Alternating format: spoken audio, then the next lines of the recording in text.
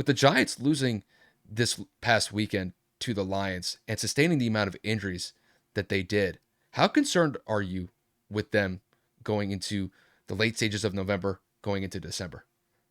I mean, I personally, this isn't speaking for Giants fans. I would say this puts me in an immediate panic for the Giants as a whole. They lost 6 people due to injury this game, and their number one receiver, or should I say, number one projected receiver in Wendell Robinson, actually got hurt, grabbed his knee, was in immediate pain. The Giants fear for the worst. It could be a potential ACL injury. We will wait for further evaluation, but from what it looked to be, again, I'm not a doctor, I'm not a physical therapist, none of that. It looked to be a pretty significant injury.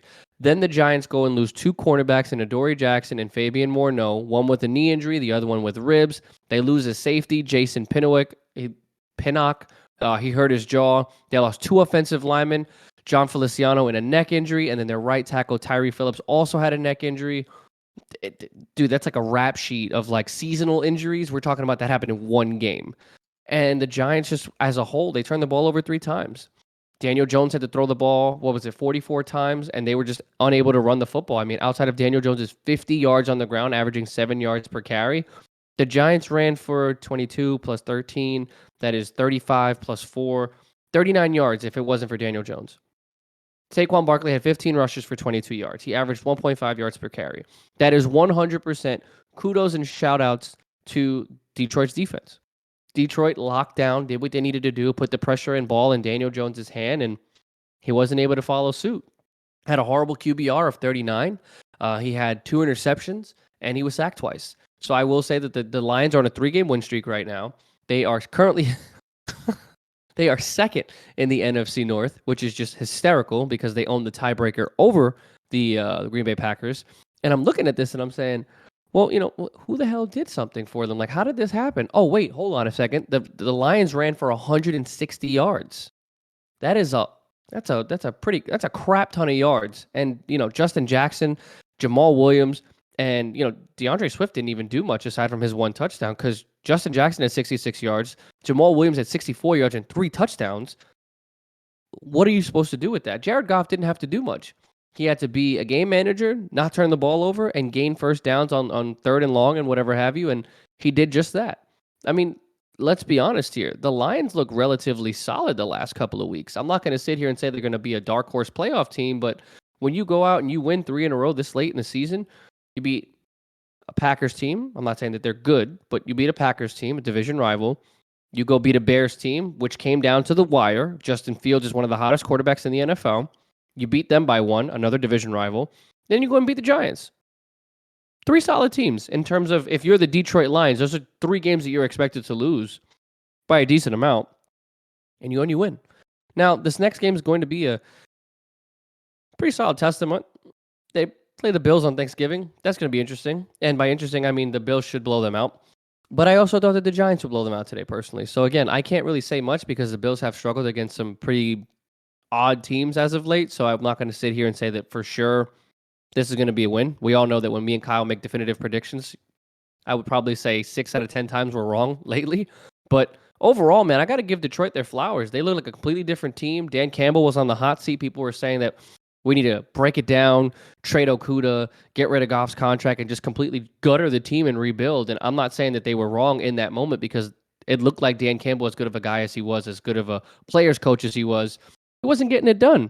This 3-game win streak could potentially save his job because it's showing that this team does have grit, it does have fight in them, and they're not willing to settle because of the mediocrity they've had in the past. So kudos to the Lions.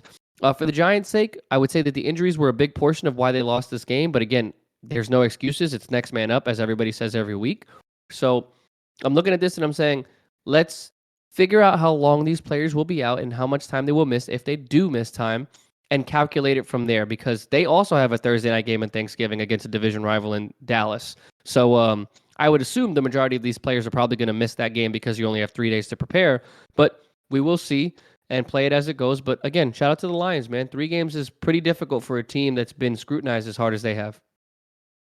I think when it comes to the Giants, I think they're actually going to be in some legit trouble here. I'm not saying like it's going to be like a doom and gloom scenario where, the panic meter's at 10 and they got to scramble to get back into position here.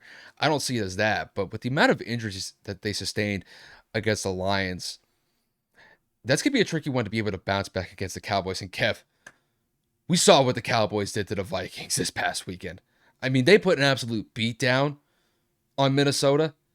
Now, granted, the first time that the Cowboys and the Giants played, it was relatively close, but Cooper Rush was the quarterback.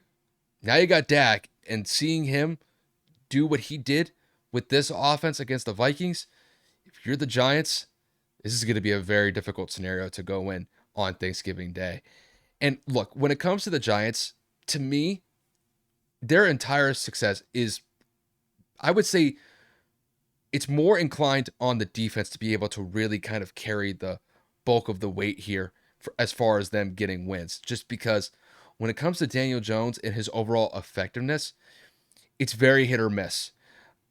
And in large part, when it comes to the offense, a lot of the success that they've seen this year has been on the back of Saquon Barkley. And Saquon has been relatively healthy this year, which is actually a great thing to see just because we know what he's capable of.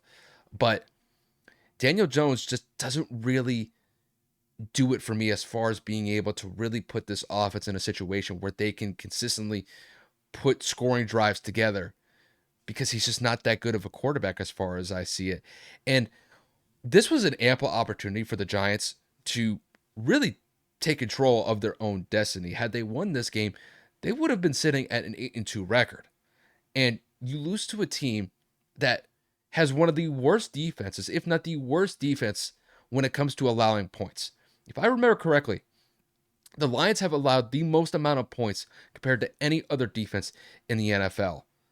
And yet the Giants were only able to put up 18 points at home against the Lions. The Lions had a difficult time even scoring points against the Packers a couple weeks ago. And the Packers have been a tire fire this year.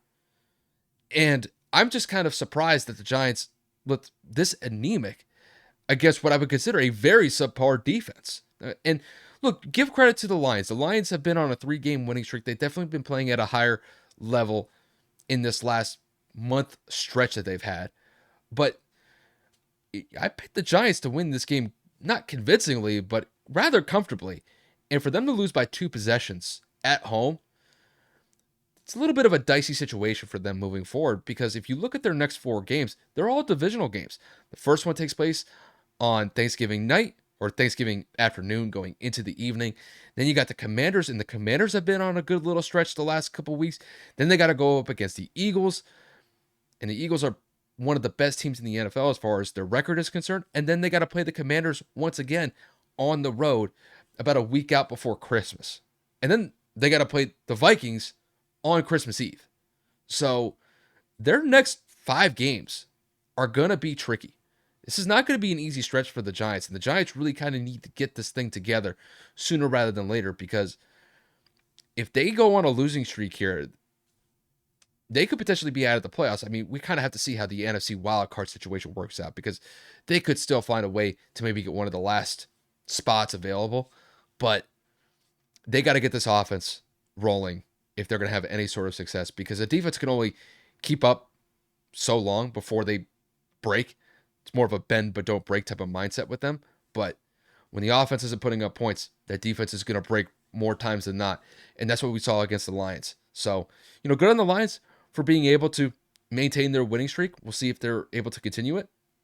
But when it comes to the Giants got a lot of work here, especially on the offensive side of the ball, because they're putting the defense in a terrible situation, and they're doing them no favors in that regard. So, yeah, the Giants definitely need to get it together.